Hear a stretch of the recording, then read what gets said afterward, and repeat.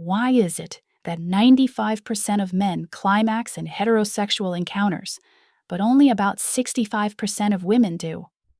It's called the pleasure gap, and honestly, it's not a you problem, it's a map problem. Today we're talking about the science of the peak and why everything you were taught in health class was probably missing the most important parts. Most people think of the source of pleasure as a tiny button, but science shows that's just the tip of the iceberg.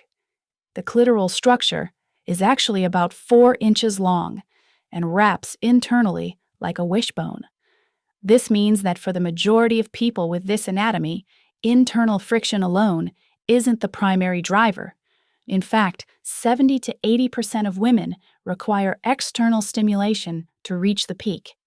If you've been feeling broken because one specific way doesn't work for you, you're not.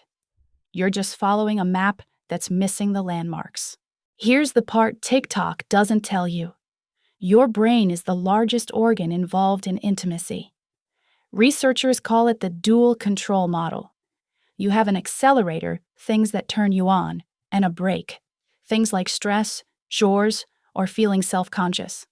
You can't reach the peak just by hitting the gas. You also have to take your foot off the brake. This is why mood lighting or a clean room isn't just extra, it's neurobiology. So how do we close the gap? It starts with communication. Normalizing the request. Instead of waiting for a partner to guess, try using directional feedback. Instead of saying, "not like that," try "more of this." And remember, the aftercare, that 10 minutes of cuddles and dopamine regulation after the peak, is just as important for your nervous system as the event itself. We're destigmatizing pleasure in 2026 because wellness includes your intimacy too. Check the link in my bio for my communication cheat sheet and follow for more science-backed wellness.